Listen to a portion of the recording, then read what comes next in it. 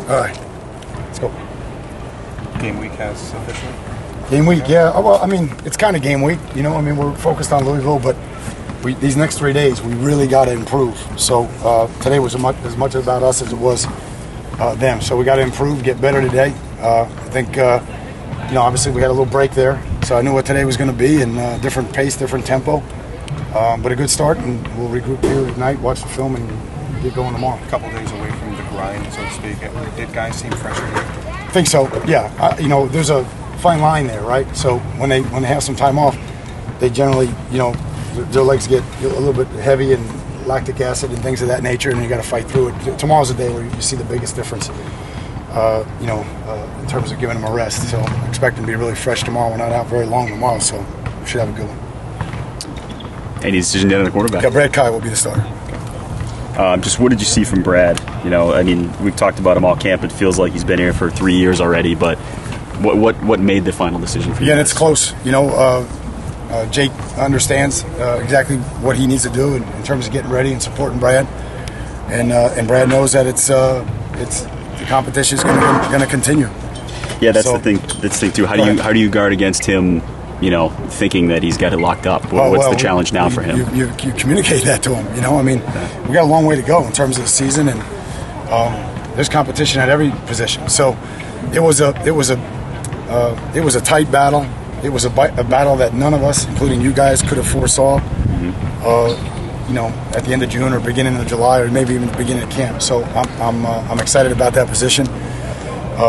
Certainly, in Ryan's absence, those two had a great battle. I think Kevin Olsen really improved, so I'm excited about him. But right now, Brad, you know, nudged out Jake, and he's our quarterback. Coach, when did you decide? When did you actually make the decision? This morning. Is that what you told them? Yes, sir. So as far as him, you know, one of the things he said he had to work on was his communication, is you know, being more vocal, things like that. Yep. You had no reservations about him being in that environment at Louisville. Not at all, no. But how has he come along with that? Oh, he's come along great. I mean, I think he's done a great job in terms of that. He's really maturing, and we're putting him in a tough environment every day. In terms of the music, I think the biggest thing now is just to get him to, you know, because we don't have our whole offense in for the opener. You know, he'll improve by leaps and bounds here in the next 3 or 4 days. What was Jake's reaction? They were both very positive. Again, I don't want to get too much into the personal stuff in terms of protecting our privacy, but they're both, you know, obviously both really positive guys. They've been great the entire competition, and they know it's an ongoing thing. It's all about performance and execution. So that's where we are today, and Brad's the starter going into the opener, and Jake knows he's got to support the starter and be ready to go. What does this mean for Ryan? You know, for Ryan Williams. Say it again now. What does it mean for Ryan Williams? Yeah, again, Ryan, as I said all along, you know, Ryan is kind of that's a medical issue right now. So when it's not a medical issue anymore, and he can do everything that we need our quarterbacks to do, then we'll you know, look at it in every angle and see what's best for our football team. But right now, that's not part of the equation. His health right now, his strength, his ability to rehab and return is paramount for him. Once he does that, we'll evaluate the situation. This is a kid who you did not have in January. How much of a long shot did this seem to you when you guys got him just 3 months ago, whatever it was? For Brad, I think the biggest thing was just we saw how much, you know, he was devoted to it, how many sacrifices he made, how well he learned, and then how it translates to the field. I mean, a guy can be good in the film room or be good in out of the book, and then it doesn't translate. But it has translated here. We've put him in very tough situations. We've put him under the gun.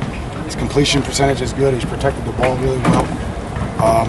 You know, he can articulate the offense. He's very poised. So, again, at the end of the day, as I told him, he's our quarterback. He's not a freshman quarterback. He's the University of Miami quarterback. Al, forgive my lack of research on this, but have you ever coached a true freshman, you know, as your starter before?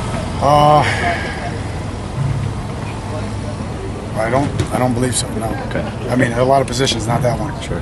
Does that? I mean, is there anything that goes into that specifically without you handling him? Like I said, I mean, if he wasn't here for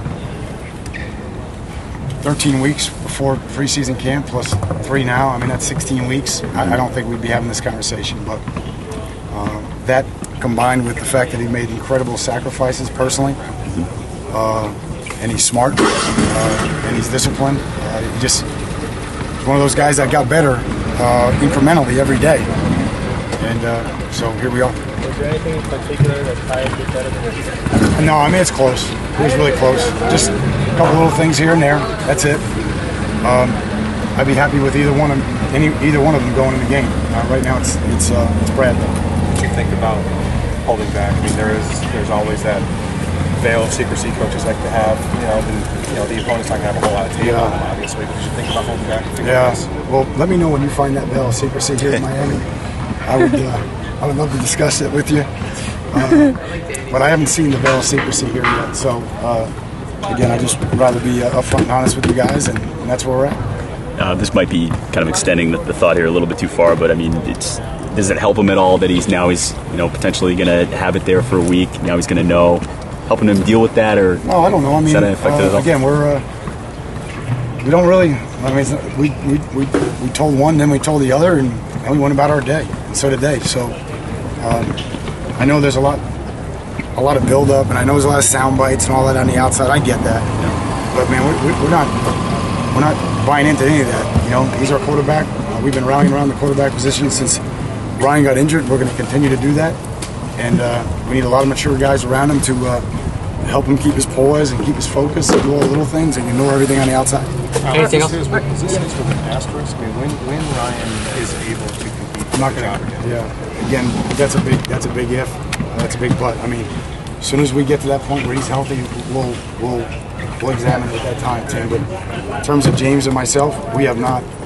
That's not part of the equation because then you develop a security blanket, knowing that Ryan, you think Ryan's there, but can he really go in the game yet? So we're just being very careful with that. And listen, Ryan's been a great soldier here.